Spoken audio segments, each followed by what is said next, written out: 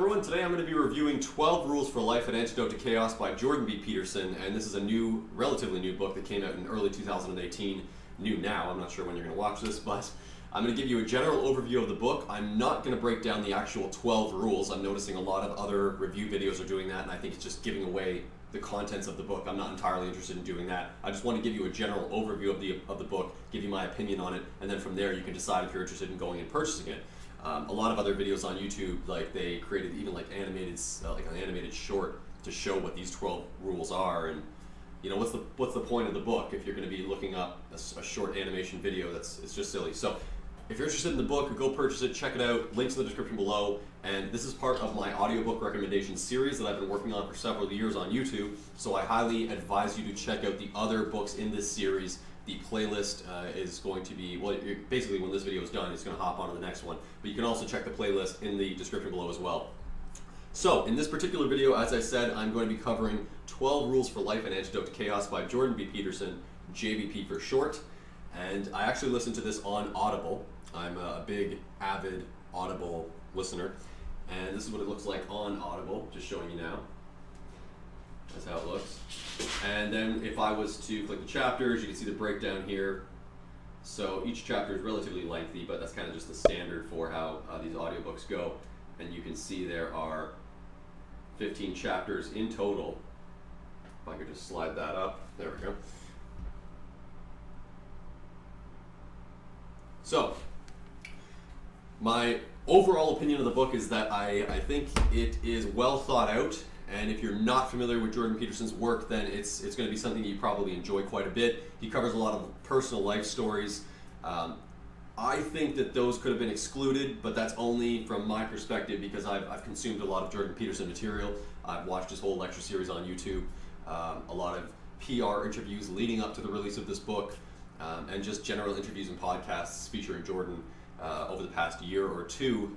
So a lot of stuff he talked about in those interviews and those podcasts, and in his lecture series he includes it in the book. So it's a bit repetitive for me in that sense, but if you're not too familiar with Jordan Peterson, then the book would be pretty fresh to you, so you might actually enjoy it quite a bit.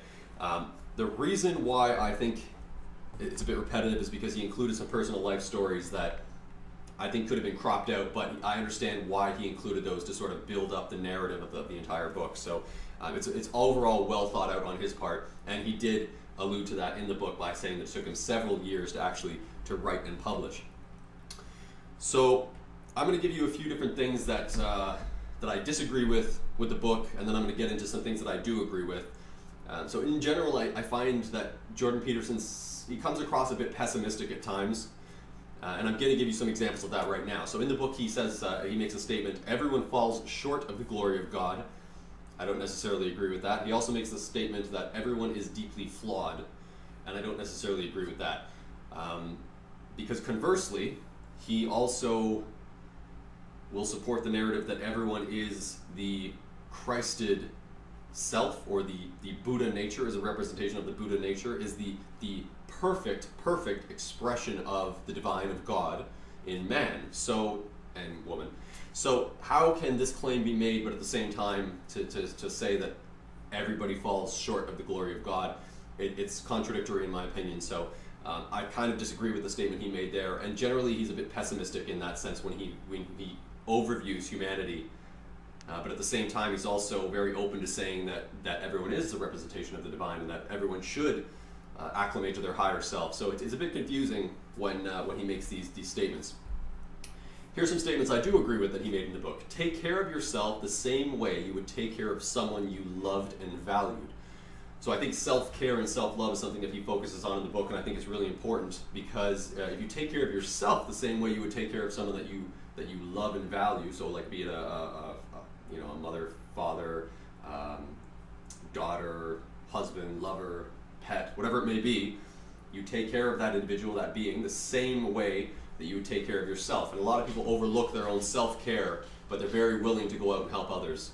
So that's a very good point, and I think it's important that he made it. So I'm going to get into some other points here that I do agree with that he had made in the book. So the successful among us delay gratification, the successful among us bargain with the future, and the successful sacrifice. So these are really important in my opinion, and Jordan is really good at helping someone kind of plan and make goals and then strive to achieve those goals.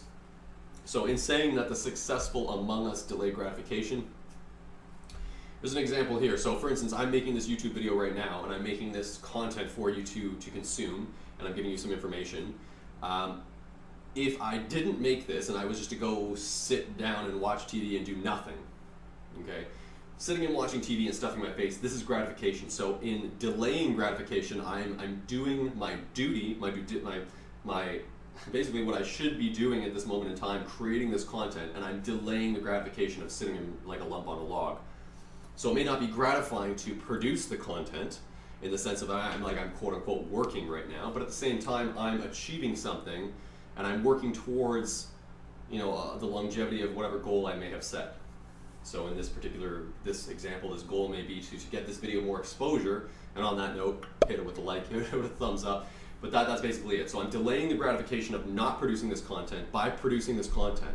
So Jordan's a big proponent of just basically getting the work done, planning things out and doing the work. And I think that's really important, and he conveyed that in this book. So I'm going to give you another statement that I think is pretty powerful that he made in the book, and I'm going to paraphrase it just a little bit for you because I don't want to go verbatim. The world is revealed to an indeterminate degree through the template of your values. If the world you are seeing is not the world you want, it's time to examine your values. It's time to rid yourself of your current presuppositions. It's time to let go. Become whom you might be instead of staying who you are. So that ties in a lot with what I just mentioned moments ago. Jordan is very eloquent in his explanation of, and it's very similar to a Jungian philosophy, that your future self beckons to you in the present. So essentially you are working towards that future self, and you're basically two are meeting each other. So you're planning for the future, you're making your plans, and you're setting your objectives and goals, and then you're working towards it, and that future self is calling to you. And by delaying gratification, by doing the work, by doing the best you possibly can in an effort to attain your highest potential or work towards your highest good, then you are basically, you're letting go of whom you currently are so that you may become, your future self, so that you may align to that future self. So it's almost like shedding away the old skin so that you may evolve, and it's much like a butterfly from the caterpillar in that sense. So that's a really good statement he made in the book.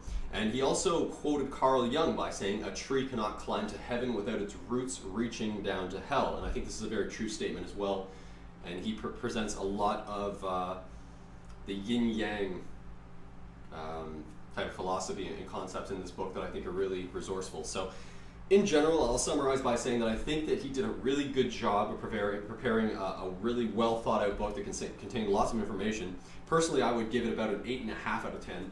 And the only reason is because, as I had mentioned earlier in this video, I think it contained a bit of personal life stories that could have, and even from stories from his psychology practice, he could have stripped those out and filled it in with some more unique material, stuff that he hasn't covered in other lectures and other contents he's produced. But other than that, I think it's a really well thought out book. If you're new to Jordan Peterson, you're probably going to rate it higher than I just did. And that's basically it. So I hope you enjoyed this review, and I hope it gave you some information to work by so that you can pick up 12 Rules for Life if you're interested. And let me know if you do. Comment down below or shoot me a message on any of the socials. Instagram is usually really good because that's like the best place for me to check messages, to be honest. But that's it. So I hope you enjoyed this video. Check out the rest of the lecture series. I hope you enjoy the review. Let me know your thoughts on Jordan Peterson. Let me know your thoughts on 12 Rules for Life. And if you think it's going to help you or help a friend, give it a thumbs up. Share it with whoever you want. And I'll catch you again in that next one. Take care.